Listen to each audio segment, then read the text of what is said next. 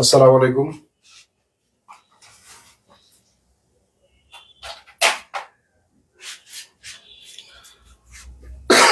শুনতে পাচ্ছি কিনা একটু বলতে হবে, হ্যাঁ?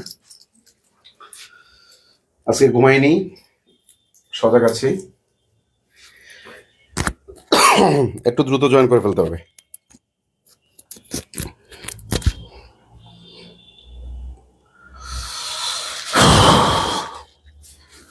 সময় নষ্ট না করে আমরা একটু দ্রুত জয়েন করে ফেলবো, কেমন?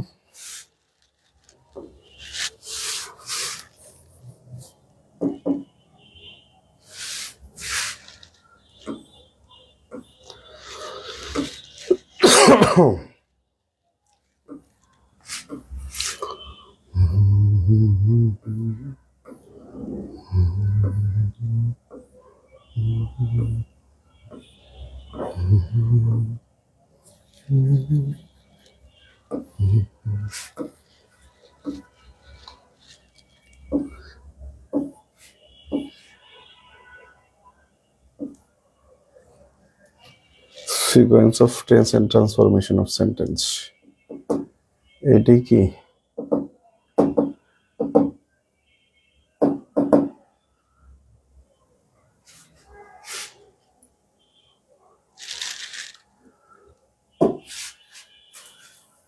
একটু জয়েন করেন, হ্যাঁ? আমি একটু বের করে নিই এখানে আছে কিনা ট্রান্সফরমেশন অফ সেন্টেন্স।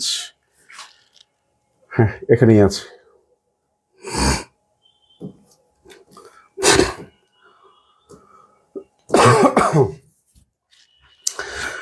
সবকিছু ক্লিয়ার আছে, কেমন? সবকিছু ঠিকঠাক থাকলে আমরা ক্লাস শুরু করে দিব। একটু দ্রুত জয়েন করে ফেলতে হবে। সবকিছু ঠিকঠাক থাকলে আমরা একটু রেডি লিখে দিব এবং দ্রুত জয়েন করে ফেলবো, আমরা ক্লাস শুরু করে দেবো ইনশাআল্লাহ। সাউন্ড ক্লিয়ার আছে কিনা একটু বলতে হবে। সাউন্ড ক্লিয়ার আছে কিনা? সাউন্ড ক্লিয়ার থাকলে, যদি রেডি থাকে, তাহলে আমরা একটু দ্রুত শুরু করে দেবো ইনশাআল্লাহ।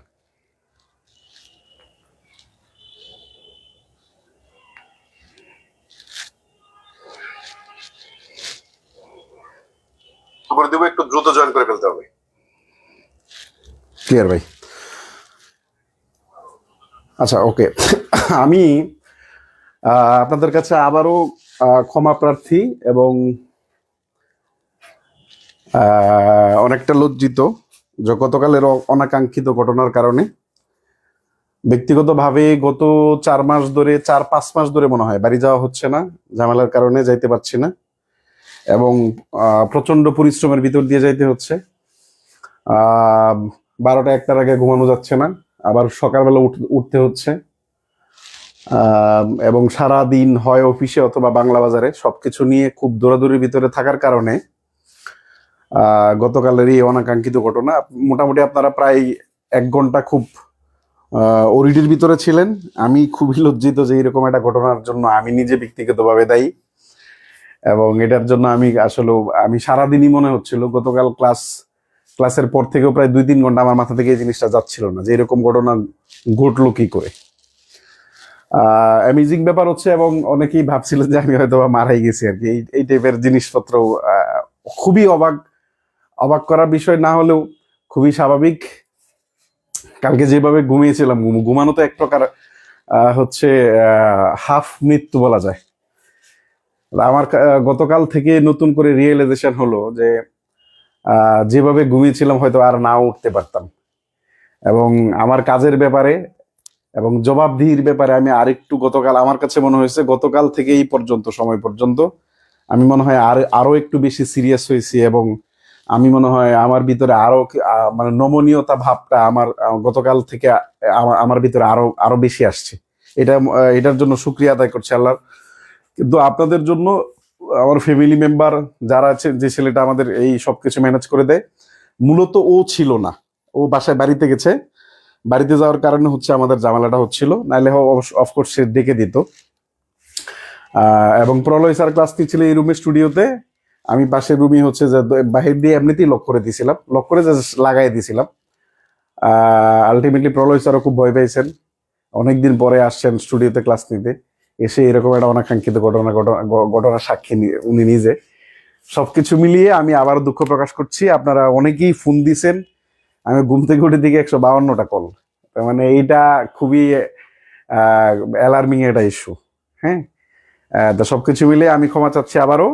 এবং আপনাদের আজকে পরীক্ষা হওয়ার কথা ছিল, আমার কাছে মনে হয় যেহেতু 2টা ক্লাস মিসিং, আমি বরং আজকের ক্লাসটা নিয়ে নেই, আজকের এই সপ্তাহ এবং সামনের সপ্তাহের ক্লাসের উপরে আমাদের পরবর্তীতে হচ্ছে আমাদের শুক্রবার পরীক্ষা হবে। আরেকবার বলছেন যে রুটিনের বিষয়টা আমি বারবার চেষ্টা করছি বিজ্ঞান ক্লাসটা দেওয়ার জন্য, কারণ বিজ্ঞান এবং কম্পিউটার খুবই ভাইটাল আমাদের জন্য। কিন্তু এই 2টা ক্লাস আসলে আমরা কোনোভাবে ক্লিক করতে পারছিলাম না, টিচারের শিডিউলের সাথে আমাদের শিডিউল মিলতেছিল না। এবং আলহামদুলিল্লাহ আজকে অনেক আলোচনার পরে নতুন শিক্ষক যখন জয়েন করেন তখন অনেক টার্মস এন্ড কন্ডিশন থাকে, সবকিছুর মিলিয়ে আমরা আমাদের পক্ষ থেকে সর্বোচ্চ স্যাক্রিফাইস করেছি।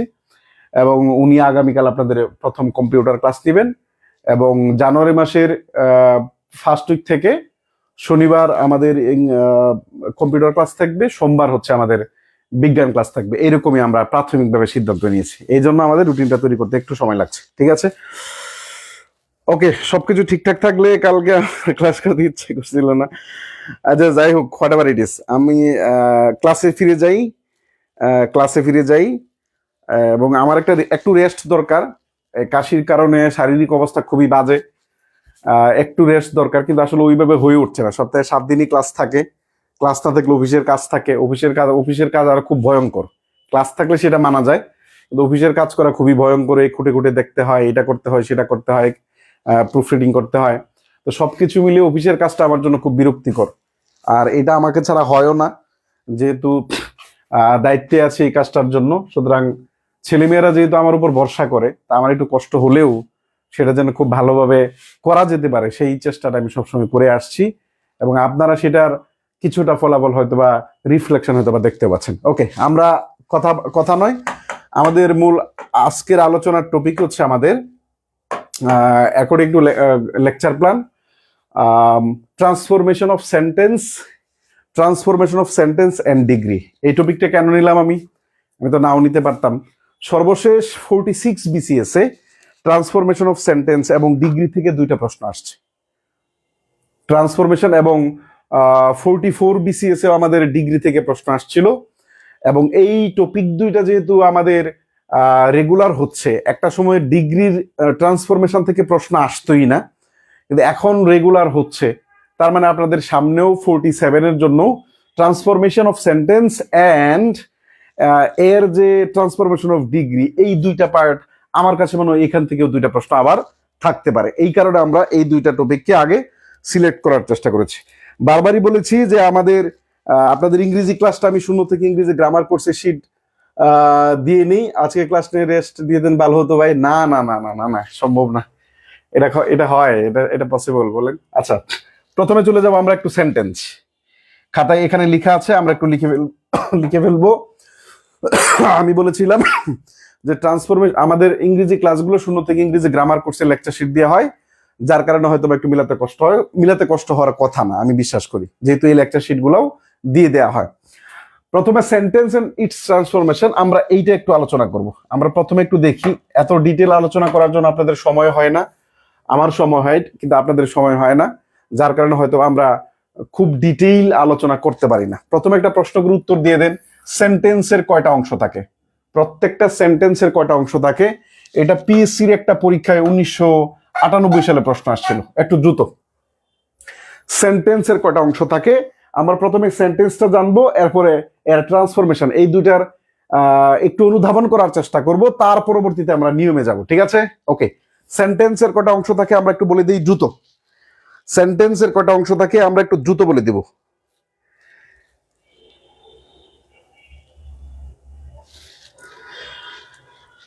দ্রুত,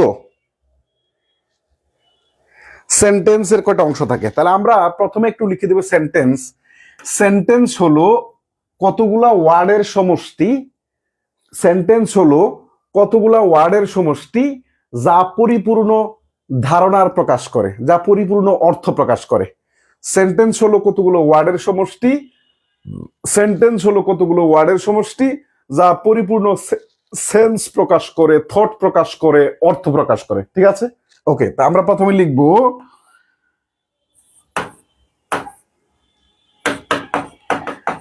সেন্টেন্স হলো কতগুলো, সেন্টেন্স হলো এইভাবে লিখবো, a group of words, a group of words that express, যা প্রকাশ করে, দ্যাট এক্সপ্রেস যা প্রকাশ করে, কমপ্লিট, কমপ্লিট তিনটা শব্দ লিখবো, সেন্স SENSE, অথবা মিনিং MAANING, অথবা থট THOUGHT, থট। এই কথাটা আমাদের পিকেডি সরকার সাহেব বলছে, ঠিক আছে? তার মানে প্রথমে এটা লিখবো, সেন্টেন্স হলো কতগুলো, সেন্টেন্স হলো, আচ্ছা সেন্টেন্স হলো কতগুলো, এই শব্দটা এখানে যায় না, ব্যাকআপ। সেন্টেন্স হলো আ গ্রুপ অফ ওয়ার্ডস, যেহেতু আপনারা BCS ব্যাচের স্টুডেন্ট, এই জন্য আমি একটু ইংলিশে লিখলাম। সেন্টেন্স হলো a group of words that express complete sense, meaning অথবা থট। দেখেন সেন্স দিয়ে প্রশ্ন আসছে, আবার থট দিয়েও প্রশ্ন আসছে যে সেন্টেন্স কিরকম অর্থ প্রকাশ করে। সেন্স দিয়ে প্রশ্ন আসছে হচ্ছে আমাদের কোনো একটা অধিদপ্তরে, থট দিয়ে প্রশ্ন আসছে আমাদের সর্বশেষ প্রাইমারি পরীক্ষায়, এবং এর আগে প্রশ্ন আসছিল কোন একটা ভার্সিটি অ্যাডমিশন টেস্ট পরীক্ষায়। বোঝানো গেল? ওকে, আচ্ছা এতটুকু লেখা আমি আশা করি হয়েছে। তারপরে লিখবেন, প্রত্যেকটা সেন্টেন্স এর দুটি অংশ থাকে, প্রত্যেকটা সেন্টেন্স এর দুটি অংশ থাকে, প্রত্যেকটা সেন্টেন্স এর দুটি অংশ থাকে। লিখা শেষ হলে আমরা একটু ডান লিখে দিব, হ্যাঁ আমি একটু মুছে দিব সোনারা, হ্যাঁ লিখা শেষ হলে আমরা একটু ডান লিখে দিব, আমি একটু মুছে দিব। প্রত্যেকটা সেন্টেন্স এর দুটি অংশ থাকে, প্রত্যেকটা সেন্টেন্স এর দুটি অংশ থাকে। লেখেন, প্রতিটি সেন্টেন্স এর দুটি অংশ থাকে, অংশ থাকে। এটা হচ্ছে কি বলেন তো, সাবজেক্ট, আর দুই নাম্বারটা হচ্ছে প্রেডিকেট। সাবজেক্ট কি বলেন তো? সাবজেক্ট হচ্ছে কর্তা, the agent of a verb. আর প্রেডিকেট কি বলেন তো? সাবজেক্ট সম্পর্কে যা বলে। প্রেডিকেট হচ্ছে tells about the subject. Predicate হচ্ছে কি বলেন তো? Tells about the subject. আচ্ছা নিচে একটা লাইন লিখবেন, প্রেডিকেট অংশে অবশ্যই ফাইনিট ভার্ব থাকবে, ফাইনিট ভার্ব থাকবে। এই কথাটা বলেছে a text book of higher English grammar, composition and translation by PKD Sarkar sir. এতটুকু আমি আশা করি। এখান থেকে প্রশ্ন কিরকম হতে পারে? বিসিএস প্রিলিতে জীবনও প্রশ্ন আসবে না। আমরা একটু শুরু থেকে শুরু করলাম এই কারণে, যে কোনো জিনিস আমি একটু গুছায় পড়াইতে ভালো লাগে আমার, এবং আপনাদের কনসেপ্টটা পাইতে সুবিধা হয়। প্রথমেই বললাম সেন্টেন্স হচ্ছে কতগুলো ওয়ার্ডের সমষ্টি, যেটা কমপ্লিট সেন্স প্রকাশ করবে, অর্থ প্রকাশ করবে অথবা থট প্রকাশ করবে। তিনটাই সেম জিনিস, পরীক্ষায় বিভিন্ন রকম ভাবে বিভিন্ন পরীক্ষায় থাকে। আবার সেন্টেন্সের প্রধান অংশ, a sentence must have dash parts. প্রত্যেকটা সেন্টেন্সের দুইটা অংশ থাকা বাধ্যতামূলক। ফার্স্ট ওয়ান হচ্ছে সাবজেক্ট, আর সেকেন্ড ওয়ান হচ্ছে প্রেডিকেট। বিভিন্ন জায়গায় প্রশ্ন আসছে, আ সাবজেক্ট ইজ, সাবজেক্ট কি? যে ভার্বের কাজ করে। The agent of a verb, the agent of a verb এই কথাটা বলা আছে সরাসরি ক্লিফস্টোফেল বইতে। আবার প্রেডিকেট হচ্ছে কি বলেন তো? Tells about the subject, subject সম্পর্কে কথা বলা আছে। এই কথা বলা আছে আমাদের পিসি দাস এবং পিকেডি সরকার বইতে। দুই নাম্বার বলছি, প্রেডিকেট অংশে অবশ্যই ফাইনিট ভার্ব থাকতে হবে। এই কথাটা বলেছে আমাদের এই text book of higher English গ্রামারের লেখক পিকেডি সরকার। আমি আশা করি ক্লিয়ার করতে পারলাম। তাহলে সাবজেক্ট কোনটা, প্রেডিকেট কোনটা? সাবজেক্ট বাদে সেন্টেন্সে যা থাকে সবই প্রেডিকেটের অংশ। সাবজেক্ট কোনটা, প্রেডিকেট কোনটা? সাবজেক্ট বাদে সেন্টেন্সে যা থাকে সবকিছুই হচ্ছে আমাদের কি বলেন তো, প্রেডিকেট। যেমন যেমন আমি যদি বলি, যেমন his mother is very educated person. His mother is very educated person. এইখানে মাদারটা হচ্ছে সাবজেক্ট আর হিসটা হচ্ছে অ্যাডজেকেন্ট টু সাবজেক্ট। তা আমাদের এত কিছু দরকার নাই, সাবজেক্টের অতিরিক্ত অংশ এইটা হচ্ছে সাবজেক্ট, আর এইখান থেকে শুরু করে এই বাকি অংশটুকু হচ্ছে প্রেডিকেট। আপনারা একটু লিখে ফেলবেন, একটু দাগায় ফেলবেন। প্রেডিকেট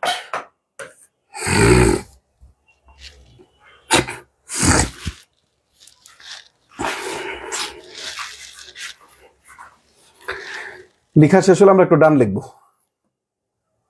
লেখা শেষ হলে আমরা একটু ডান লিখে দিব।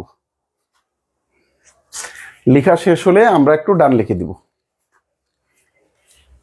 ডিসি লিখবো। ডিসি মানে হচ্ছে ডিতে ডান, সিতে হচ্ছে আমি যতটুকু পড়াইছি, যতটুকু আপনাকে বুঝাইছি আপনি এতটুকু বুঝতে পারছেন, এই জন্য আমরা লিখবো ডিসি। ডিসি মানে কি বলেন তো? লিখেছেন এবং বুঝেছেন। ডিসি মানে লিখেছেন এবং বুঝেছেন। Thank you very much. Okay, এরপরে আমরা খাতায় লিখবো ট্রান্সফরমেশন অফ সেন্টেন্সটা কি, এটা আমাদের একটু ধারণা রাখতে হবে। কারণ আপনাকে যে নিয়মগুলা পড়াই দিব, এই নিয়মের ভিতরেই যে আপনি পাবেন বিষয়টা এইরকম না। কিন্তু আপনার সেন্সটা যদি ঠিকঠাক থাকে, আপনার বেসিক নলেজটা যদি ঠিকঠাক থাকে, তাহলে আপনার নিয়মে না পড়লেও চলবে, কিন্তু আপনি অপশন দেখে উত্তর দাগায় আসতে পারবেন। এই কারণে আমি বলেছি ইংরেজি এবং গণিতে বেসিক ছাড়া আপনি জিরো। ইংরেজি এবং গণিতে বেসিক ছাড়া আপনি জন্য সরাসরি কোশ্চেন কমন পাইতে হবে, বিষয়টা এরকম না। যদি বেসিক থাকে তাহলে আপনি সরাসরি প্রশ্ন পাওয়ার চেয়ে বেসিক থেকে প্রশ্ন আসলে আপনার জন্য খুব ভালো লাগবে। তখন আপনার মনে হবে যে আপনি অন্যরা পারে না আমি পারি। বুঝেন নাই? পৃথিবীতে এর থেকে শান্তি আর কি হইতে পারে যে অন্য খারাপ আছে আমি ভালো আছি। এটা হচ্ছে মানুষের সহজাত একটা ধর্ম, কিন্তু এটা উচিত নয়, এটা অনুচিত কাজ। ওকে, লেখেন ট্রান্সফরমেশন অফ সেন্টেন্স।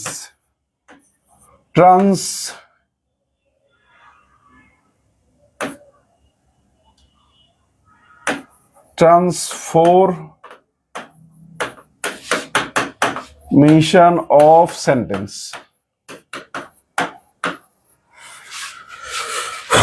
লিখবেন সেন্টেন্সের রূপান্তর, লিখবেন বাক্য রূপান্তর। বাক্য রূপান্তর, ট্রান্সফরমেশন অফ সেন্টেন্স মানে কি বলেন তো? বাক্য রূপান্তর। ট্রান্সফরমেশন অফ সেন্টেন্সটাকে অনেক জায়গায় চেঞ্জিং সেন্টেন্স বলা হয়েছে, যেটার আমি গুর বিরোধী। এটা সেন্টেন্সটাকে চেঞ্জ করা হয় না, বরং আরেকটা রূপে রূপ দেওয়া হয়, সেন্টেন্সটা একই থাকে। যেমন এইটার এই ট্রান্সফরমেশন অফ সেন্টেন্সটা মানে কি, এটা আমরা একটু লিখবো আগে, ঠিক আছে? ওকে, প্রথম কথা আমি একটা এমন একটা এক্সাম্পল দিব যেটা পরীক্ষা আসবে না, কিন্তু আপনার ট্রান্সফরমেশন অফ সেন্টেন্সটা কি বুঝতে সহায়তা করবে। যেমন আমি যদি বলি, দেখেন দুইটা উদাহরণ লিখবো। Every mother loves her child. Every mother loves her child, affirmative sentence. এটাকে যখন আমরা নেগেটিভ করি, দেখেন there is no mother but loves her child. এটা হচ্ছে এক নাম্বার। দুই number, only Allah can help আস।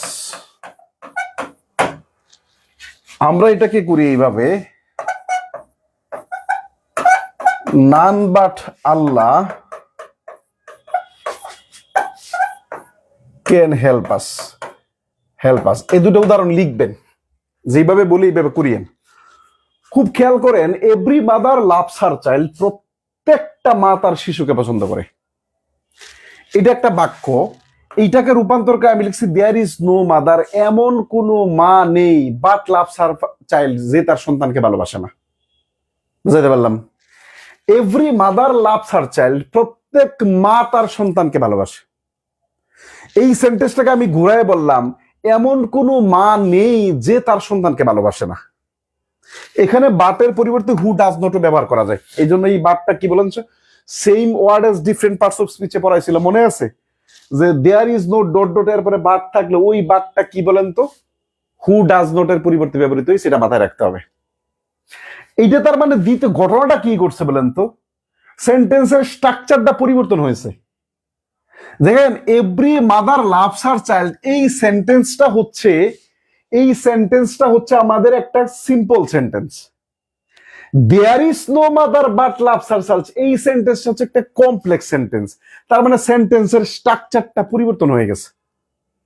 তারপরে আরো যদি সহজ করে বলে, এই সেন্টেন্সে জয়টা ওয়ার্ড আছে, এই সেন্টেন্সে তার চেয়ে বেশি ওয়ার্ড আছে, কিছু একটা পরিবর্তন করছে। কিন্তু একটা জায়গায় ঠিকঠাক আছে, যেইটা হচ্ছে এই সেন্টেন্সের অর্থের কোনো পরিবর্তন হয় নাই। Every mother loves her child, প্রত্যেক মা তার সন্তানকে পছন্দ করে। There is no mother but loves her child, এমন কোনো মা নেই যে তার সন্তানকে ভালোবাসে না। এইটার কথার মানে যেটা, every mother loves her child, এইটার কথার মানেও ঠিক একই, আলাদা নয়। 2 নাম্বার দেখেন, only Allah can help us, কেবলমাত্র আল্লাহ আমাদের সাহায্য করতে পারে। Only Allah can help us, কেবলমাত্র আল্লাহ আমাদের সাহায্য করতে পারে। নিচে কি বলেছিলাম, none but Allah can help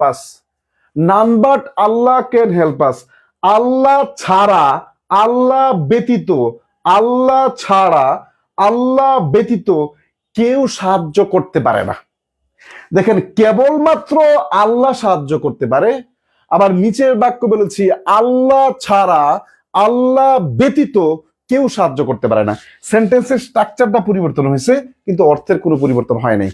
এটি ট্রান্সফরমেশন অফ সেন্টেন্স মানে হচ্ছে, এই 2টা উদাহরণ লিখবেন, নিচে লিখবেন ট্রান্সফরমেশন অফ সেন্টেন্স মানে স্ট্রাকচারগত পরিবর্তন হবে, কিন্তু অর্থের কোনো পরিবর্তন হবে না।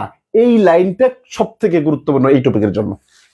নিচে নোট দিয়ে লিখবেন, এই 2টা উদাহরণ লেখার পরে ট্রান্সফরমেশন অফ সেন্টেন্সে স্ট্রাকচারের পরিবর্তন হবে, কিন্তু অর্থের কোনো পরিবর্তন হবে না। লেখা শেষ হলে ডিসি লিখবেন। ডিসি মানে কি বলেন তো, ডান এবং ক্লিয়ার।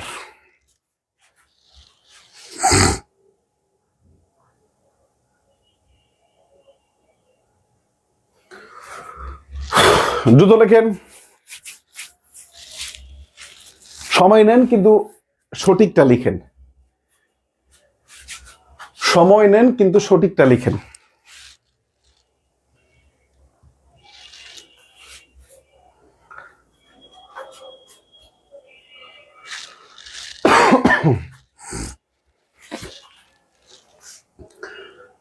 বুঝতে পারছি আমরা?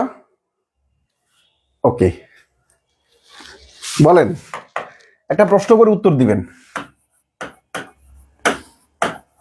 নান but he can do this, এইখানে বাটটা কোন পার্টস অফ স্পিচ বলেন তো? Option A, option B, option C, option D. দ্রুত। None but he can do this, উত্তর করেন। None but he can do this, এইখানে বাটটা কি বলেন তো? এইখানে বাটটা কি? দ্রুত দ্রুত দ্রুত দ্রুত দ্রুত দ্রুত।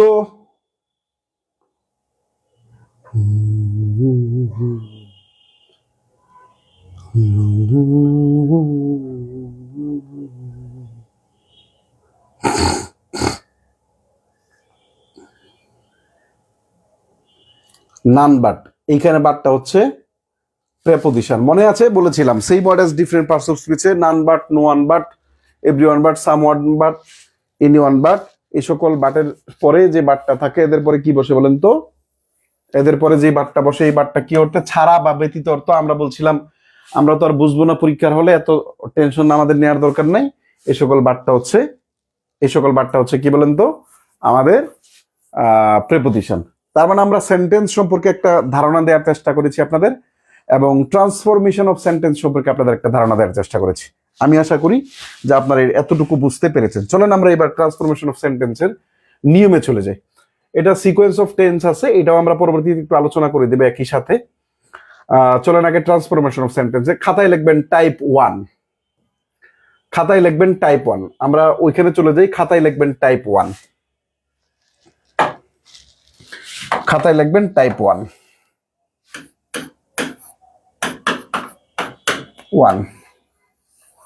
খাতায় লিখবেন টাইপ 1।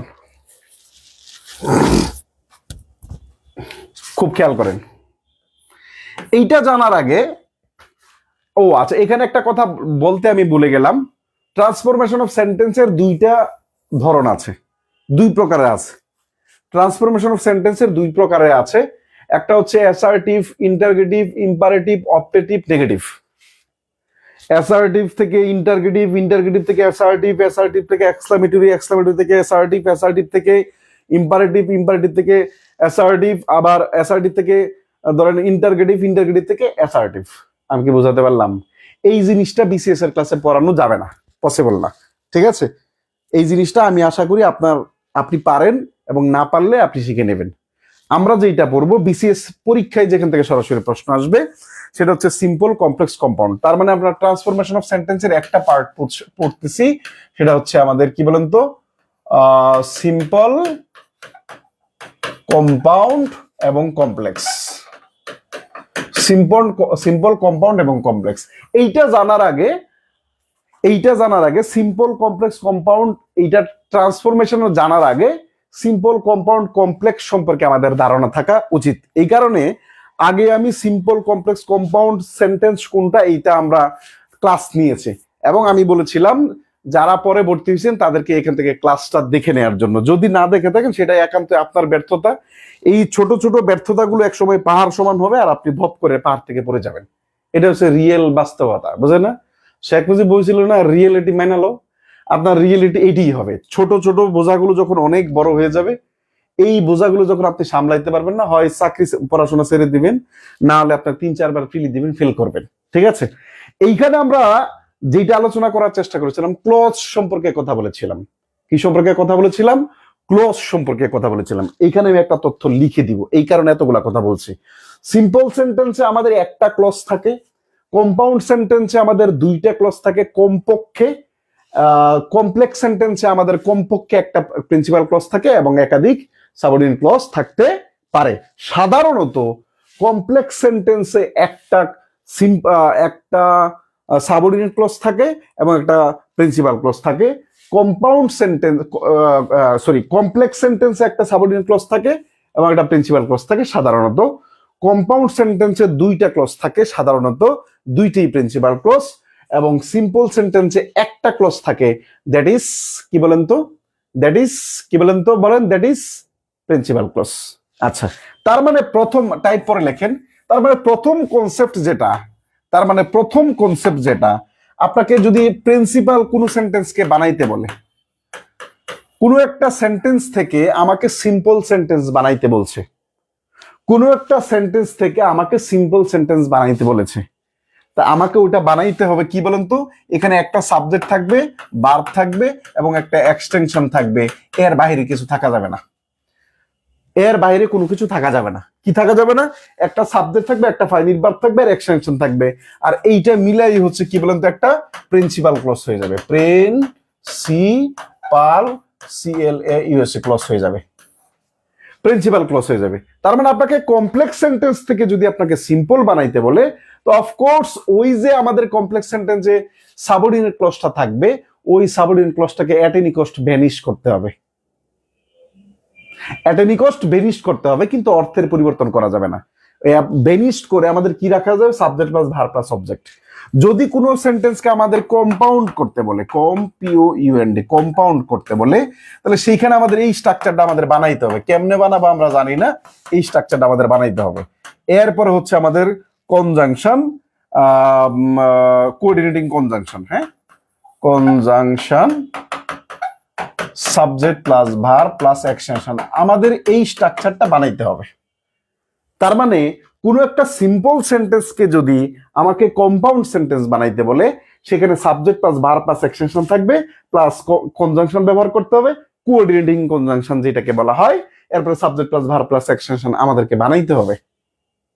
যদি নিয়মের ভিতরে পড়ে যায় তো আলহামদুলিল্লাহ, যদি নিয়মের ভিতরে না পড়ে যায়, এই যে বেসিক পড়াচ্ছে বেসিক থেকে উত্তর করে দিয়ে আসতে হবে। বোঝানো গেল? ওকে, নেক্সট।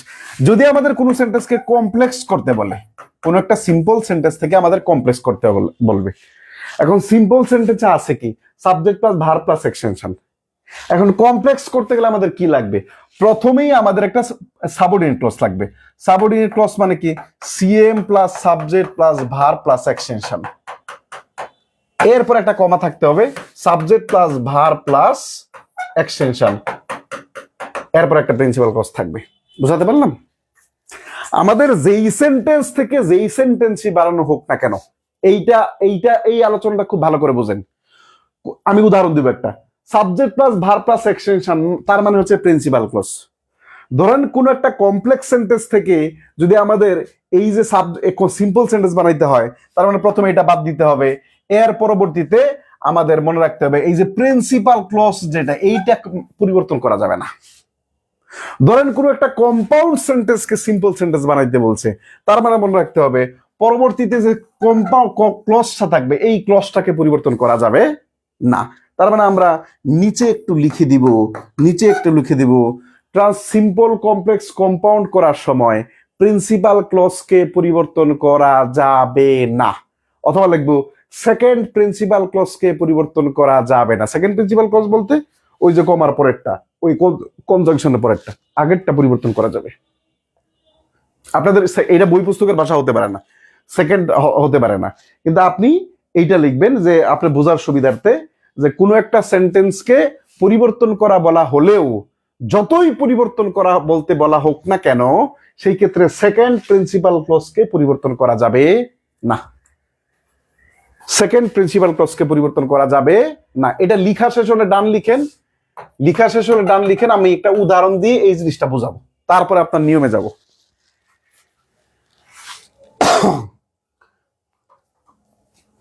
আমি আবার বলছি, ফিচার থেকে ইংরেজি ক্লাস যারা করতেছেন না, করছেন না, তারা ধরা খাবেন। কিন্তু আমি এত কষ্ট করে বেসিকের ক্লাস দিচ্ছি, আপনাদের ধরা খাইতে হবে, কিন্তু ধরা আপনি খাইতে বাধ্য, কিন্তু আমি চাই না শুনে আপনি ধরা খান। আচ্ছা, তো এই স্ট্রাকচারটা ধরেন আপনার কোনো কিছু আমরা জানি না, ধরেন একটা এক্সাম্পল দিল আমাদের এইরকম ভাবে, যে কোনো একটা এক্সাম্পল দিই, ধরেন এরকম ভাবে, যেমন THOUGH দো হি ইজ পুর, কমা হি ইজ অনেস্ট। এটা আমাদের চিরন্তন সত্য বাক্য, তাই না? এইটা দুনিয়ার সবচেয়ে বড় মিথ্যা কথা। যদিও সে গরিব, সে সত্য। গরিবরা আরো এখন আগে ছিল একটা সময়, এখন গরিবরা হচ্ছে ভয়ঙ্কর ধরনের মিথ্যাবাদী হয় এবং ভয়ঙ্কর ধরনের সলচাতুর হয়। একটা গল্প বলি, ভালো লাগবে, জীবনের লাইফ লিসন তো, গল্প বলি ভালো লাগে। ঢাকা মেডিকেল মোড়ে আমার একটু সময় হলেই, আমি যেহেতু ঢাকা ইউনিভার্সিটি পড়াশোনা করছি, ঢাকা মেডিকেল মোড়ে আমি প্রায়শই একটু সময় পেলে রাত 1টা 2টা 3টার দিকে হয়তো আমি একটু যাই, একটু চাটা খাইতে বসি, একটু আড্ডা দিই, যদি সময় হয়। সেটা খুব দেখা যায় 10 দিন 15 দিন পরে 2-1 দিন যদি পসিবল হয়। কোনো এক রাতে, সেটা খুব সম্ভবত অক্টোবর বা নভেম্বরে কোনো একটা রাতে আমরা ফ্রেন্ড সার্কেল বসে আছি, এবং খুবই বৃদ্ধ একজন মহিলা আমার কাছে এসে কিছু টাকা চাইলো। চা খাচ্ছিলাম, তো চাটা রেখে আমি ওনাকে বললাম যে আপনার কাছে কি 40 টাকা ফেরত হবে, 50 টাকার নোট ছিল। আমি এমনিতেই বলছিলাম, কিন্তু আমার দেখি আমার ইনস্ট্যান্ট মনে হয়েছে যে আমি একটা টেস্ট করি। আমার কাছে খুচরা ছিল, তাহলে 50 টাকা হবে, আপনি একটু খুচরা করে দিতে পারবেন? বলছি যে আমি এনে দিই, ইটস ওকে ফাইন। তো 50 টাকা নিয়ে পাশে কিছু পরোটার দোকান আছে ভাসমান, এখানে চা খাচ্ছি, গল্প করছি। আমার বন্ধু বান্ধব যারা বসে আছে আরো 3-4 জন ছিল সাথে, ওদেরকে আমি এই বিষয়টা বুঝতে দিইনি, কিন্তু আমি খেয়াল রাখছি, চা খাচ্ছি এবং আমি খেয়াল রাখছি। তো মহিলা দেখলাম খুব সামনের 2 দোকানে গেল এবং মেবি খুচরা পাইলো না, এরকম আমাকে একটা জিনিস বুঝাইলো, হয়তো বা জিজ্ঞেস করছে পাইনি। তা আমাকে ক্রস করে আবার সামনে গেল। আবার সামনে যাওয়ার পরে আমি তখন আমি মহিলা আমার পিছনে, আমি সামনের দিকে তাকাই আছি। তা আমার পিছনের দোকানটা গেল, কিন্তু উনি বুঝতে পারেনি যে বয়স মানুষ চোখে এমনিতেই কম দেখে রাতের বেলা। তা আমি বারবার যে একটু তাকাচ্ছি এইভাবে, উনি এটা খেয়াল করেনি। ওখানে যে কিছু একটা জিজ্ঞেস করলো, আমি জাস্ট শব্দ তো আর শোনা যাচ্ছে না, আমি দেখলাম যে গেল। একটু পরে উনি দেখলাম যে পিছন দিক দিয়ে চলে যাচ্ছে সামনে। আমি ডাক দিইনি, এমনিতেও ডাক দিতাম না, এমনিতেও উনাকে আমি ওই টাকাটাই দিতাম। কিন্তু আমার কাছে মনে হলো ওই যে বই পুস্তকের জ্ঞান তো আর বাস্তবে হয় না। সত্যিকার অর্থে উনি চলে গেল। আমি সত্যি যদিও ক্ষমা করে দিয়েছি, এবং আমি ওই টাকাটাই উনাকে আমি দিতাম, উনার জন্য এটা বরাদ্দ ছিল। কিন্তু আমার খুব কষ্ট লাগছে, এটাকে লাইফ লিসেন, যে উনি আমাকে যদি এইটা বলতো যে বাবা বা ভাই বা ছোট ভাই যেটাই বলতো আমাকে, যে আমার আসলেও আরো 100 টাকা লাগবে, আরো বা আরো 200 টাকা লাগবে, আমি না করতাম না। আমি না করার মানুষ না ওইরকম। এর মানে এই না যে আমি মানে প্রচুর টাকার মালিক, বিষয়টা এরকম না। আমার সামর্থ্যের ভিতরে আমার কাছে কেউ কিছু চাইলে ওটা আমি সাধারণত না করে দিই না, খালি হাতে দিই না। একটা পয়েন্ট। আরেকটা পয়েন্ট বলে ফেলে একটু সময় নষ্ট করি, রিয়েলাইজেশন আসবে। কোনো একটা এলাকায় মানুষ লাইন ধরে, আমি কিছু সাহায্য করার চেষ্টা করছি, লাইন ধরে কোনো একটা এলাকায়, বলে ঢাকায়, নির্দিষ্ট জায়গাটা বলছি না, লাইন ধরে সবে বরাত অথবা সবে কদর এই রাতে আমি রাস্তায় মানুষ বসে থাকে লাইন ধরে। তা আমি কিছু টাকা খুচরা করলাম। আমার রুমেও আমি কিছু টাকা ছিল খুচরা, কয়েন টয়েন। অফিসে যারা ছিল তাদেরকে বললাম যে খুচরা টাকাটা বের করে দাও। তো সাথে আমি আরো 2জনকে নিলাম, একা তো আর পসিবল না এটা। তাই বললাম তোমরা একটু খেয়াল করো। তা আমি লাইন ধরে বসে আছে, আমি এক দিকে দিয়ে যাচ্ছি, আবার অফকোর্স মাস্ক পরা, দিয়ে যাচ্ছি, এভাবে দিয়ে যাচ্ছি। কতক্ষণ যাওয়ার পরে, 20 থেকে 25 জন যাওয়ার পরে, প্রথম যাদেরকে আমি দিয়ে আসছি তারা আবার এখানে এসে বসছে। তা আমাকে, আমার সাথে যে ছিল, ও বলল যে ভাই ওনাদেরকে তো দিয়ে আসলাম। আমি আসলে সত্যি খেয়াল করিনি, এত তো খেয়াল করার সময় নেই, আমার কাজ হচ্ছে দিয়ে চলে আসা। আমি বললাম যে না না না, এরকম হইতে পারে না। বললো যে না ভাই, আপনি শিওর? আমরা দেখিয়ে দিয়ে ওই এই কয়জন, ওরা ওখানে প্রথমেই ছিল, একদম প্রথমে ছিল ওরা, কিন্তু ওরা আবার এখানে আসছে। তাই আমি বললাম যে সত্যি বলেন, তাহলে দিয়ে দিব। বলছে যে যারাতে প্রমাণ করে দো he is poor he is honest, এই কথাটা সত্য না, এবং আপনি মিলাই নেবেন। এবং অধিকাংশ ক্ষেত্রেই সত্য হয় না, তারপরও অনেক ভালো মানুষ আপনার এই আছে। ঠিক আছে, ওকে। আমি নিজের বরত্ব প্রমাণ করছি না, আমি আপনাকে জাস্ট জীবন থেকে, যেহেতু আপনার, আমার কাছে মনে হয় আপনার থেকে 2-1 বছরের বা 2-1 মাসের বা 2-1 দিনের হলেও আমি পৃথিবীতে বেশি দেখছি, পাবলিক ডিলিংস করি 13 বছর ধরে, এই কারণে আমি শেয়ার করলাম। খুব খেয়াল করেন। এখন এই যে দোটা কি বলেন তো? সিএম। দোটা কি বলেন তো? CM, close marker. এখন এই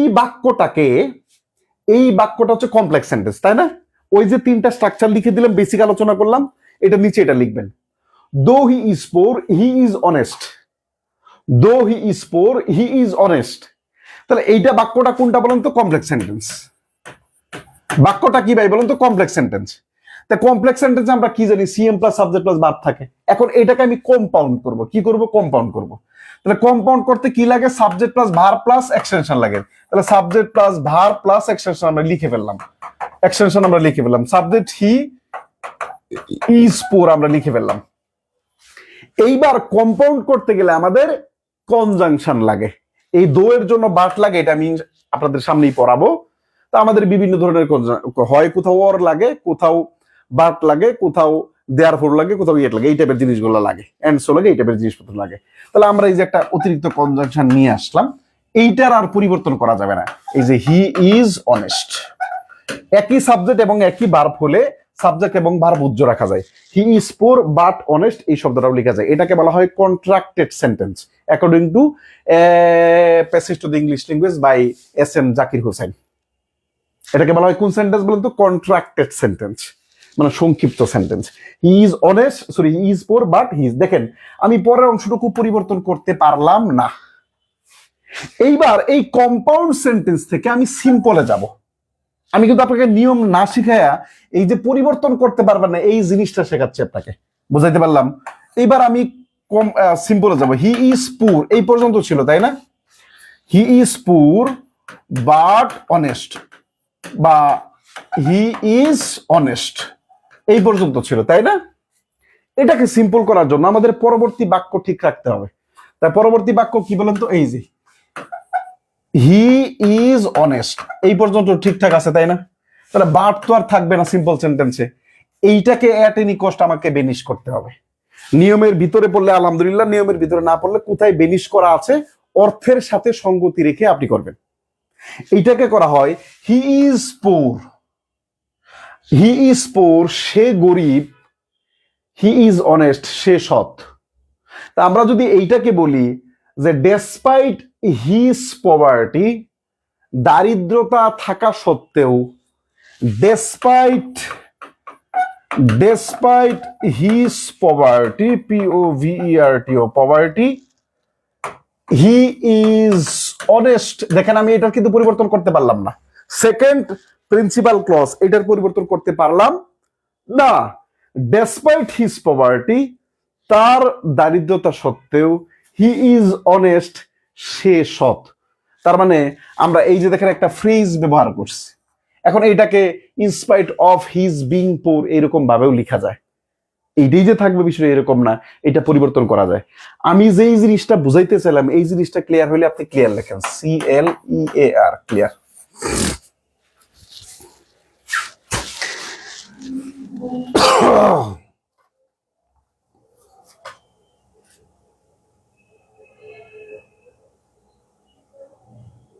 আমি যেই জিনিসটা বুঝাইতে চাইলাম এই জিনিসটা ক্লিয়ার কিনা?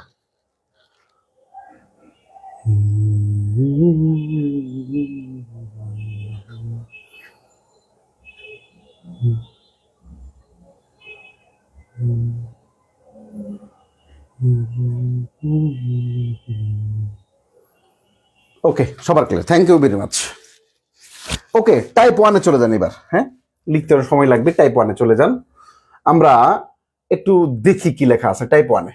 খুব সুন্দর করে দেখেন, একটা উদাহরণ নেন। টাইপ 1-এ খুব সুন্দর একটা উদাহরণ দেয়া আছে। টাইপ 1-এ কি বলা আছে? উপরের স্ট্রাকচারটার দিকে তাকাবেন না, নিচের দিকে তাকান। বলছে if you do not move, যদি তুমি না সরো, you will die, you will die তুমি মারা পড়ে যাবে। এই টাইপ 1 গুলো আমি সংক্ষিপ্ত আকারে লিখে দিব, কেমন? আপনি জাস্ট খেয়াল করেন। If you do not move, যদি তুমি না সরো, ইউ উইল ডাই তুমি মারা যাবে। আমার ফার্স্ট কোশ্চেন হচ্ছে এই যে if you do not move, এখানে ইউ উইল ডাই, এই যে ইফ ইউ ডু নট, এর পরিবর্তে আমাদের আনলেস থাকতে পারে। কি বলেন তো? If plus negative subordinate clause, if plus negative. এই ইফ ইউ ডু নট এর পরিবর্তে কি থাকতে পারে বলেন তো? আনলেস থাকতে পারে। কোশ্চেন আমার এইটাও না, কোশ্চেন বলেন তো আনলেস ইউ মুভ অথবা if you do not move you will die, এটা হচ্ছে 1 নাম্বার, এটা হচ্ছে 2 নাম্বার। কোন অংশটুকুকে পরিবর্তন করা যাবে না? দ্রুত বলেন, 1 আর 2, শুধু 1 2 লেখেন। কোন অংশটাকে পরিবর্তন করা যাবে না? কোন অংশটাকে পরিবর্তন করা যাবে না? দ্রুত। কোন অংশটাকে পরিবর্তন করা যাবে না? কথা দিয়েছি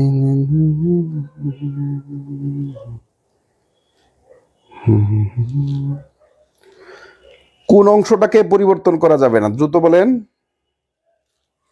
1 আর 2, 2 অংশটাকে পরিবর্তন করা যাবে না। এবার একটু খেয়াল করেন, এবার একটু খেয়াল করেন, এবার একটু খেয়াল করেন। ইফের পরে দেখবেন একটা পার্সন দেয়া আছে, এখানে পার্সনটা খেয়াল ইম্পর্টেন্ট। ইফের পরে সেকেন্ড পার্সন দেয়া আছে, তাহলে ইফ যুক্ত নেগেটিভ অংশ অথবা আনলেস যুক্ত কমপ্লেক্স সেন্টেন্সকে যখন আমরা সিম্পল করব তখন প্রথমে উইদাউট ব্যবহার করতে হবে। উইদাউট একটা ভার্ব, যে উইদাউট একটা প্রেপোজিশন, প্রেপোজিশনের পরে যদি আমাদের কোনো ভার্ব থাকে ওটার সাথে আইএনজি যুক্ত হয়, তাহলে without plus verb plus ING, কিন্তু প্রিন্সিপাল ক্লজ ওই যে ঠিকঠাক থাকলো। এই যে ইউ উইল ডাই ঠিকঠাক রয়েছে, উইদাউট মুভিং এই অংশটুকু এই জায়গায় আসছে। আমি কি বোঝাতে পারলাম? 3 নাম্বার দেখেন, এটাকে কম্পাউন্ড সেন্টেন্স কি করা হয়েছে, যে ভার্ব প্লাস অর এরপরে প্রিন্সিপাল ক্লজ। দেখেন প্রিন্সিপাল ক্লজ ঠিকঠাক আছে, move or you will die, move or you will die. তার মানে 3টা জায়গায় খুব সিগনিফিকেন্ট একটা পিকচার দেখেন, খুব মানে আমাদের কি বলা যায়, এটা খুব লক্ষণীয় বিষয়। এইখানকার ইউ উইল ডাই, এইখানকার ইউ উইল ডাই, এইখানকার ইউ উইল ডাই, কোনো পরিবর্তন নাই। যত পরিবর্তন এই জায়গায়, যত পরিবর্তন এই জায়গায়, যত পরিবর্তন এই জায়গায়। আমি আশা করি ক্লিয়ার করতে পারলাম।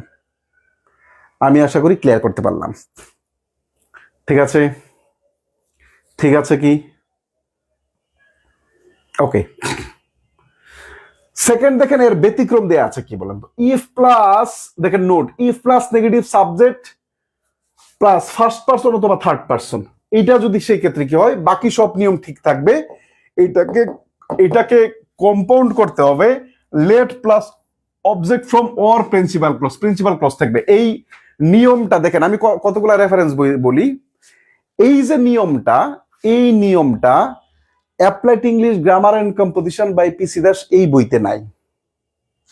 রিন এন্ড মার্টিনের হাই স্কুল ইংলিশ গ্রামার এই বইতে নাই। পিকেডি সরকারের a text book of higher English grammar এই বইতে নাই। Using and understanding English grammar এই বইতে নাই। অক্সফোর্ড অনলাইন ইংলিশ গ্রামার এই বইতে নাই। মাইকেল সোয়ানের বইতে এই বইটা নাই। কমন মিস্টেকস ইন ইংলিশ এই বইটা নাই, এই বইতে নেই। তারপরে আপনার ক্লিফ স্টোফেলে এই নিয়মটা নাই। বেন স্টোফেলে এই নিয়মটা নাই। আমি কি বুঝে দিতে পারলাম? A passage to the English language S M Zakir Hussain sir এই নিয়মটা নাই। রিডমান মার্ফির এসেনশিয়াল ইংলিশ ইন ইউজেস এই বইটা থেকে নাই। রিডমান মার্ফির নেসফিল্ডের ইংলিশ সিরিজে এই নিয়মটা নাই। কিন্তু প্রশ্ন দেখবেন বহুবার এই নিয়মটা থেকে আসছে। এই নিয়মটা আছে শুধুমাত্র মুহিউদ্দিন এন্ড কাসেম স্যারের এই বই থেকে নিয়ে আছে। তার মানে যিনি প্রশ্ন করেন ওনার রেফারেন্স বই সম্পর্কে ধারণা আছে। না আমরা চিন্তা করি শুধু গাইড বই থেকে প্রশ্ন করে। বুঝতে পারলাম? যিনি প্রশ্ন করেন অফকোর্স ওনার রেফারেন্স বই সম্পর্কে ধারণা আছে। আমি কি বোঝাতে, না হলে এই প্রশ্ন আসতো না। আচ্ছা কি বলছে বলেন তো? আগে ছিল আমাদের কি বলেন তো, প্রথম ইউটা সেকেন্ড পারসন বলছে যদি আগে সবকিছু ঠিকঠাক থাকে, যদি নেগেটিভ থাকে, যদি নেগেটিভটা হয় এবং সেই ক্ষেত্রে যদি ফার্স্ট পারসন এবং থার্ড পারসন হয়। আগে কি ছিল? You second person. এখন কি বলেন তো? ফার্স্ট পারসন ও থার্ড পারসন। ফার্স্ট পারসন এবং থার্ড পারসন যখন হয় সব নিয়ম ঠিকঠাক থাকে, কিন্তু কম্পাউন্ড যখন করতে যান তখন এই নিয়মটা আসে। প্রথমেই লেট ব্যবহার করতে হয়, এরপর অবজেক্ট ফ্রম, এরপরে তো অর্থ স্বাভাবিক নিয়মে প্রিন্সিপাল ক্লজটা ঠিকঠাক থাকে।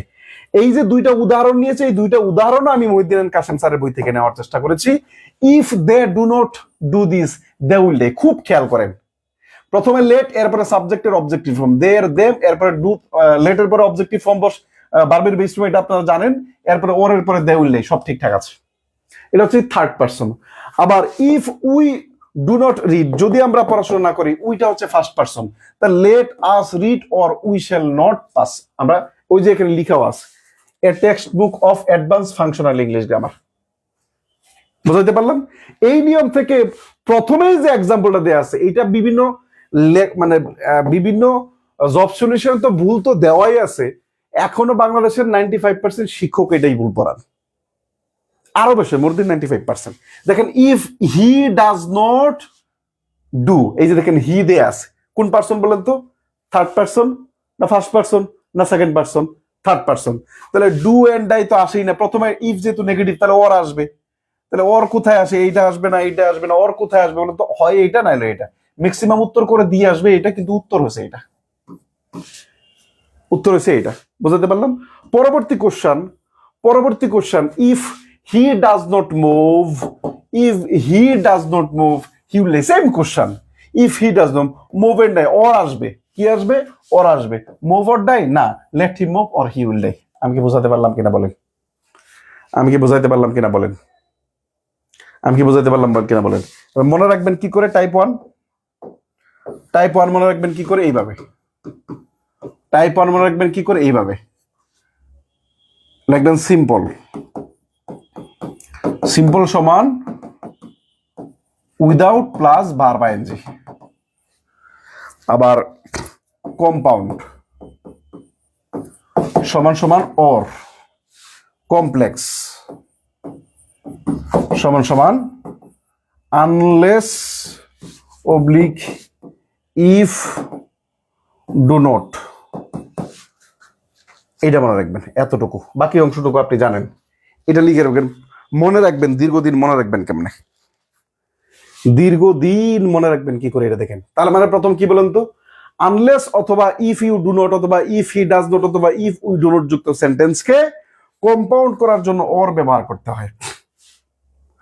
আনলেস অথবা ইফ ইউ ডু নট অথবা ইফ হি ডাজ নট অথবা ইফ উই ডু নট সেন্টেন্সকে আনলেস অথবা ইফ উই ডু নট অথবা ইফ হি ডাজ নট অথবা if we do not you do not যেটাই থাকুক না কেন এইটাকে কম্পাউন্ড করার জন্য অর ব্যবহার করতে হয়।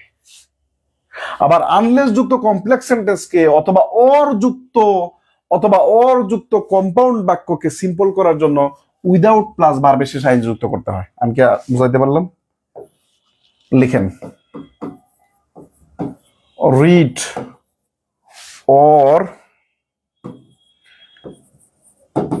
he will fail. Read or he will fail. এটাকে কমপ্লেক্স করেন, দ্রুত এটাকে কমপ্লেক্স করেন।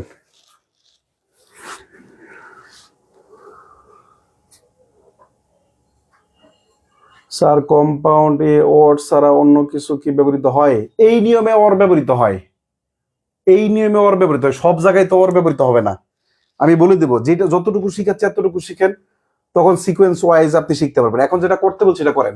Read or he will fail, দ্রুত।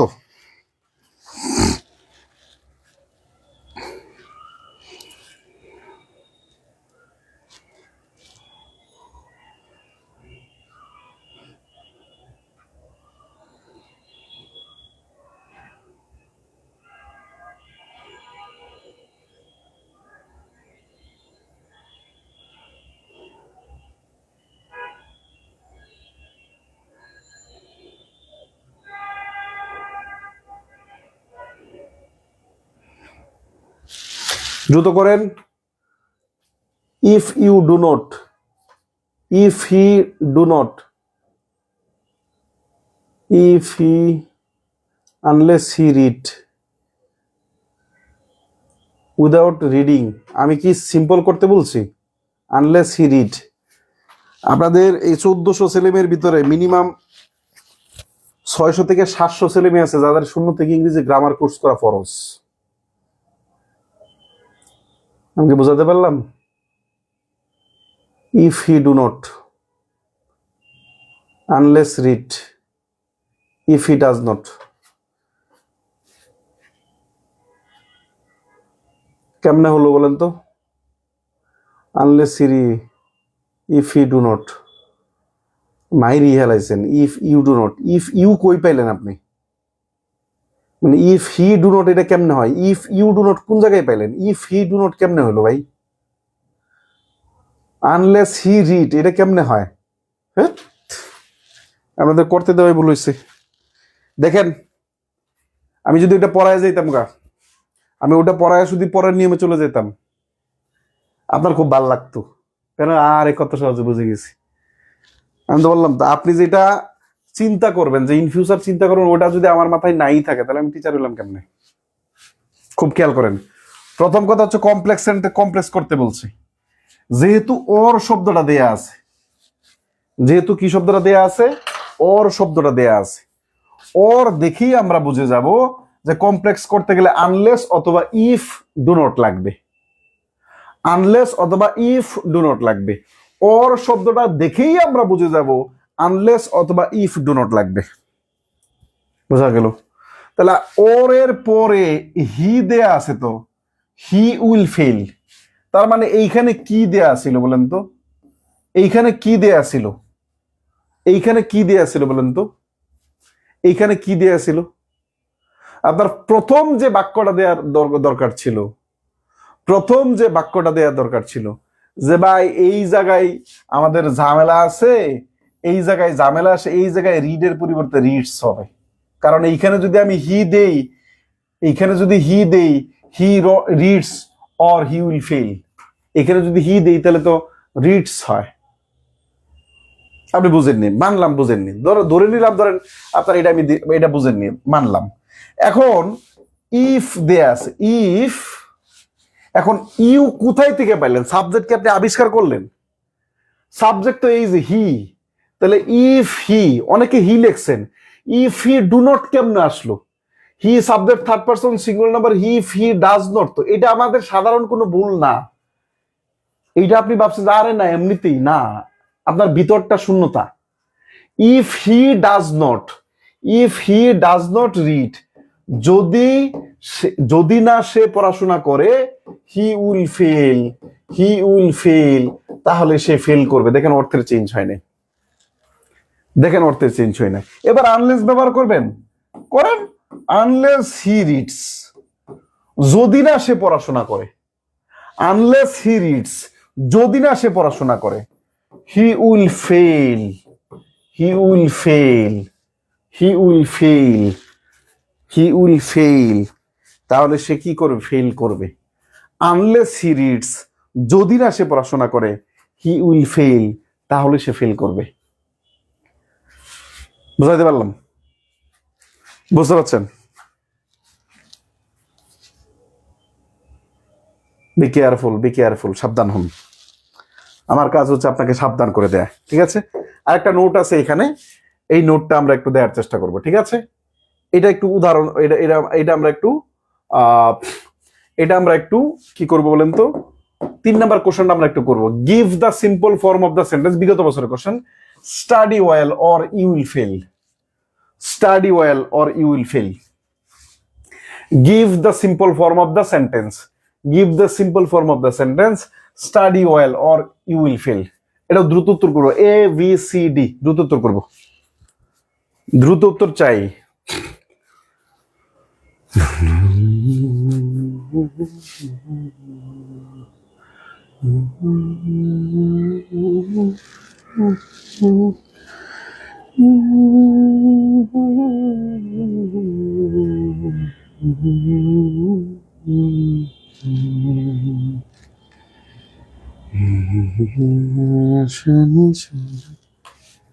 দ্রুত দেখেন, খুব খেয়াল করেন কি বলছে।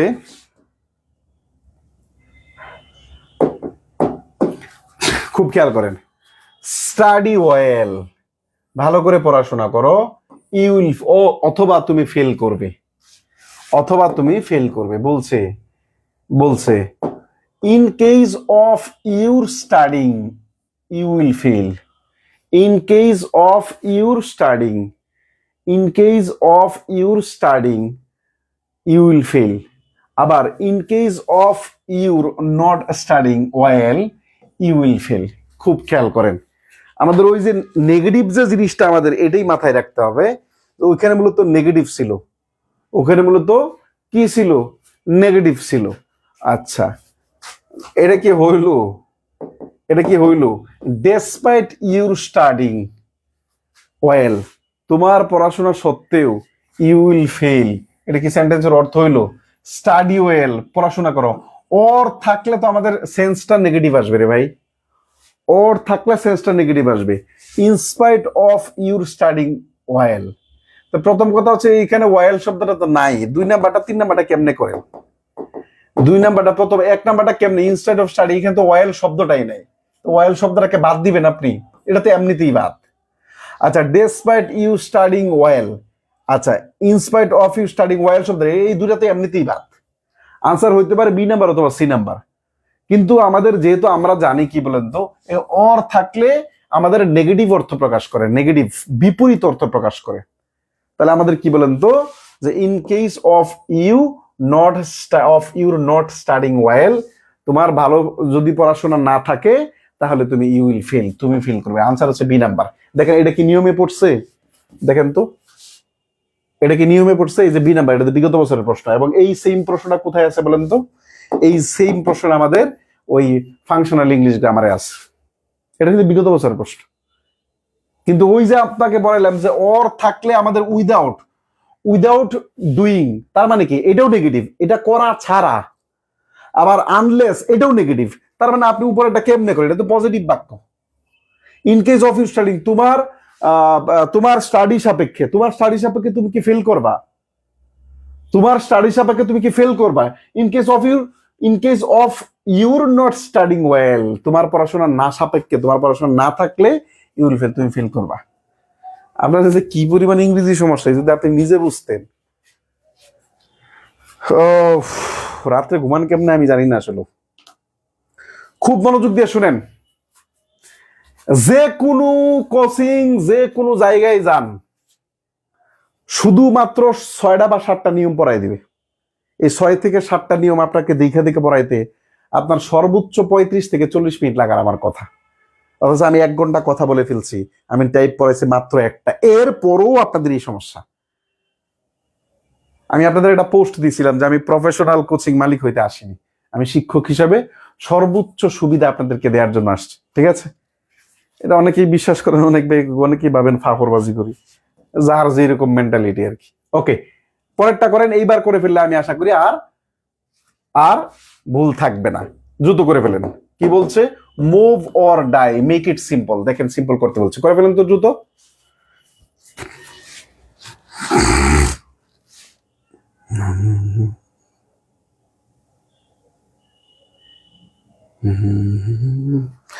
আপনাদের 1.5 ঘন্টা করে ইংরেজি পড়তে বলছি। যাদের দুইটাই তো সমস্যা, 2 ঘন্টা করে ইংরেজি পড়বেন, 2 ঘন্টা করে গণিত করবেন।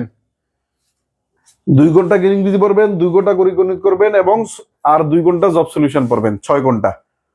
ঠিক আছে, আর বাকিটা পড়বেন 4 ঘন্টা।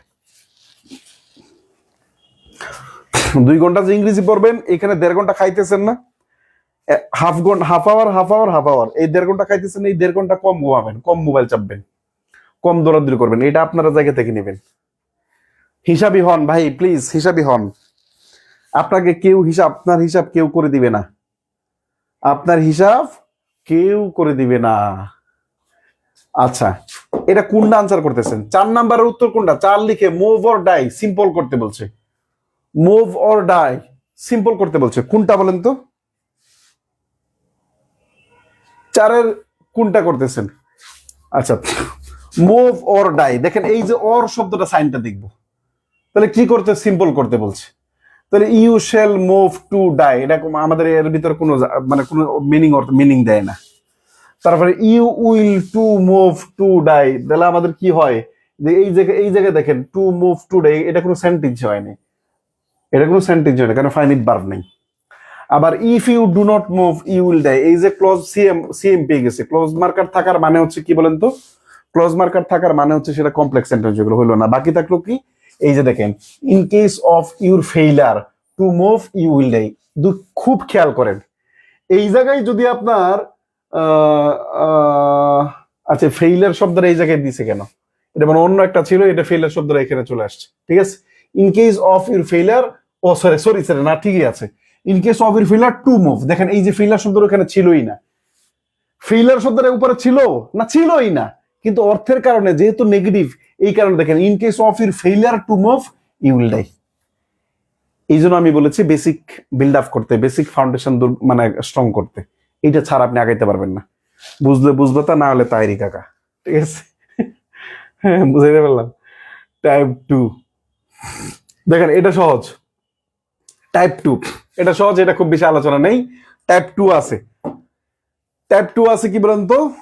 টাইপ 2 হচ্ছে, টাইপ 2 সেম ঘটনা, আগে যতক্ষণ যা বলছি টাইপ 1 নিয়ে যা বলছি সব ঠিকঠাক থাকবে, শুধু আগের জায়গায় ছিল নেগেটিভ, এবার হচ্ছে পজিটিভ।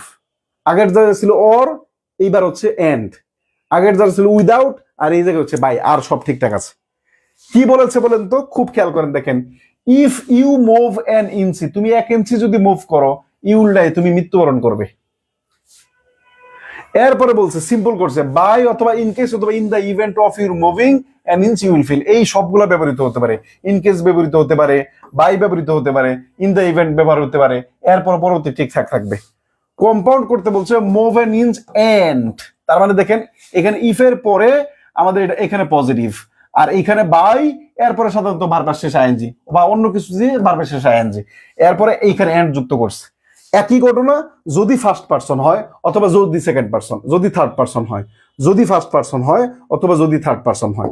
এইখানে দেয়ার কথা, এখানে দেয়ার কথা, এখানে দেয়ার কথা। এ দেখেন, similar to type 1 class discussion, এখানে দেয়ার কথা। খুব খেয়াল করেন, এখানে দেয়ার কথা। If I rise I have enough time.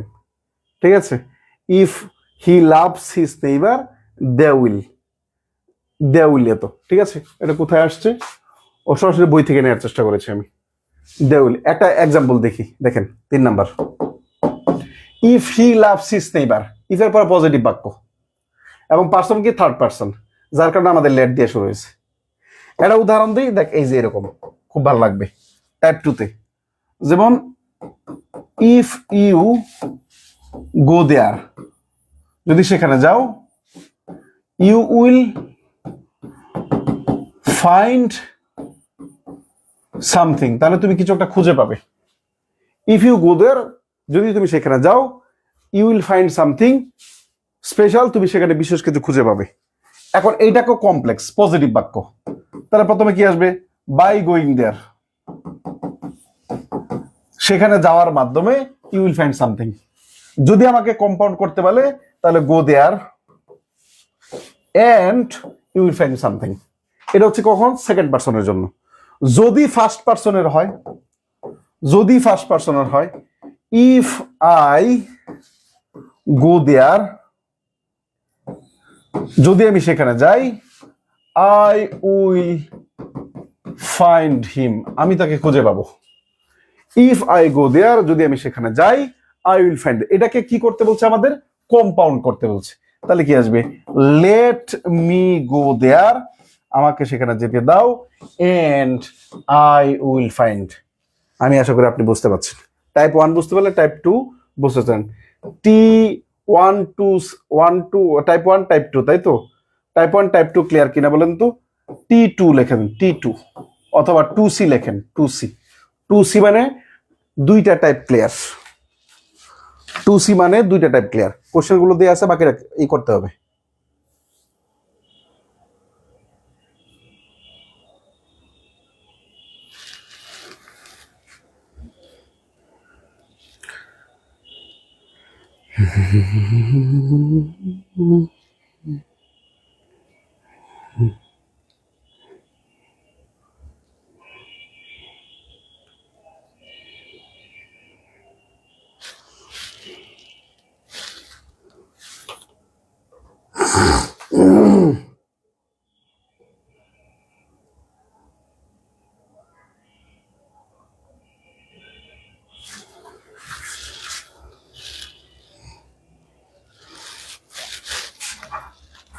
Hello, এবং ক্লাসে ক্লাস কি বিষয় বলেন দুটো?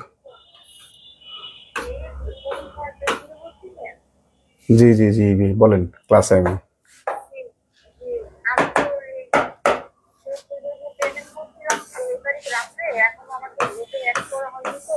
পেজে কথা বলেন, পেজে কথা বলেন কবির ভাই। আমি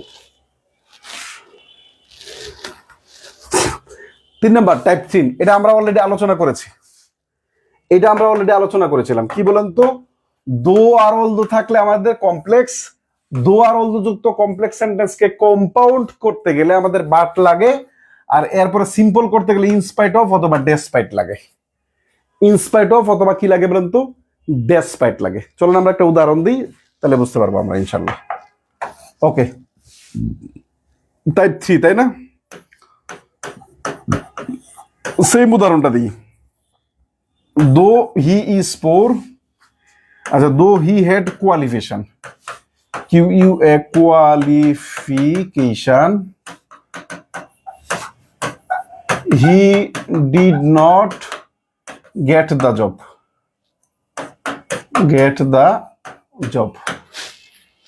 he did not get the job। খুব খেয়াল করেন, দো he had qualification, he did not get the job. এখন এই দোযুক্ত সেন্টেন্সকে যখন আমরা কম্পাউন্ড করবো, আমরা বললাম বাদ ব্যবহার করতে হবে। এইখানে তাহলে আর কোনো আলোচনা নাই, সিম্পল করার সময় একটা আলোচনা আছে। প্রথমে সিম্পল করার সময় ইনস্পাইট অফ ব্যবহার, INS, ইনস্পাইট অফ অথবা ডেসপাইট। এরপরে সাবজেক্টের পসেসিভ, POSSESSIV, সাবজেক্টের পসেসিভ, প্লাস দো, তার মানে ডেসপাইট অফ হিজ, এই জায়গায় বিং অথবা হ্যাভিং এই দুইটা শব্দ ব্যবহার করতে হয়, প্লাস যেইটা আছে এইটাই, প্লাস বাকি অংশ। প্লাস বাকি অংশ, এইভাবে। এর পরবর্তীতে যা আছে সেকেন্ড ক্লজ, এটা তো আর কোনো পরিবর্তন হয় না। এই জায়গাটা একটু গুরুত্বপূর্ণ কথা আছে। দেখেন, ইনস্পাইট অফ অথবা ডেসপাইট, এরপরে হিজ, এরপরে যদি বিং কখন আসবে, যদি এম ইজ আর, যদি am is are, was, were থাকে। আর হ্যাভিং কখন আসবে, যদি হ্যাভ, হ্যাজ এবং হ্যাড এই তিনটা ভার্ব থাকে। তার মানে ইনস্পাইট অফ অথবা despite his having qualification, in spite of his অথবা despite his having qualification, he did not get the job. তার যোগ্যতা থাকা সত্ত্বেও, তার কোয়ালিফিকেশন থাকা সত্ত্বেও he did not get the job, সে জবটা পায়নি। কোথাও কোথাও এই যে বিং অথবা হ্যাভিং এর ব্যবহার পাবেন না আপনি, সেই ক্ষেত্রে যেটা পাবেন, সেই ক্ষেত্রে আমরা ওই যে আগে একটা উদাহরণ দিয়েছিলাম, ইনস্পাইট অফ হিজ পভার্টি, এইখানে যদি অ্যাজেটিভটা থাকে, তো অ্যাজেটিভটাকে আমরা নাউন করে ফেলতে পারি। এইখানে যেহেতু সরাসরি নাউন আছে, এটাকে আর নাউন করার দরকার নেই। আমি কি বোঝাতে পারলাম? যেমন আপনি তো সবকিছু জানেন না, যেমন আমি যদি বলি, যেমন দো হি ইজ পুর, তা আপনি এইটার না জানেন যে in spite of his poverty, in spite of his poverty. এখন পুর এর নাউন হচ্ছে পভার্টি। এখন আপনি রিচ, রিচের নাউন কি জানেন? না, জানেন না। তাহলে আমার দরকার আছে না, এই কারণে আমরা এইটা লিখতে পারি, in spite of his being rich, in spite of his being rich. বোঝানো গেল? তার মানে আপনি সবসময় বিং এবং হ্যাভিং এর ব্যবহার পাবেন না। যখন অ্যাডজেক্টিভটাকে নাউন করে ফেলবে তখন বিং ব্যবহার করা যাবে না। এইটা এইটা এইটা এইটা আপনার এই দুইটাই মূলত এখানকার মূল পার্থক্য, আর বাকি সব সেম। তার মানে অর ব্যবহার করা হবে কম্পাউন্ডে কোথায়, উইদাউটের বেলায় এবং আনলেস ইফ ইউ ডোন্ট এর বেলায়, আর বাট ব্যবহার করা হবে কোন জায়গায় বলেন তো, দো আর অল দো এর জায়গায়। এছাড়া যত কম্পাউন্ড সেন্টেন্স আছে আর সব জায়গায় এন্ড ব্যবহার করা হবে, যেটা আমরা আগামী ক্লাসে শিখবো ইনশাল্লাহ, যেটা আমরা আগামী ক্লাসে শিখবো। In spite of his being poor, এটা লিখা যায় in spite of his being poor. না, এটা খুব স্ট্যান্ডার্ড না, এটা খুব স্ট্যান্ডার্ড না, এটা খুব standard. In spite of his being poor লিখা যায়, এটা খুব স্ট্যান্ডার্ড না। বিং থাকলে প্রপার্টি দেওয়া উচিত, পোর লিখলে যে ভুল হবে বিষয়টা এরকম না। 1 ঘন্টার পরে আপনাদেরকে খুঁজে পাওয়া যায় না, এই বদ অভ্যাস ত্যাগ করেন। আপনাদের প্রতি আমি আশাবাদী হই যতটা, তার থেকে বিরক্ত হই অনেক বেশি। বুঝাতে পারলাম? এই জন্য মাঝে মাঝে আমার খুব পিডিএফ দিলে ভালো হয়। এই জন্য মাঝে মাঝে আমার মনে হয় এই ক্লাসটা আমি চাইলে তো 1 ঘন্টা শেষ করে দিতে পারতাম। এবং এই ক্লাসটা পরবর্তীতে যারা দেখবেন, আগামী ক্লাসে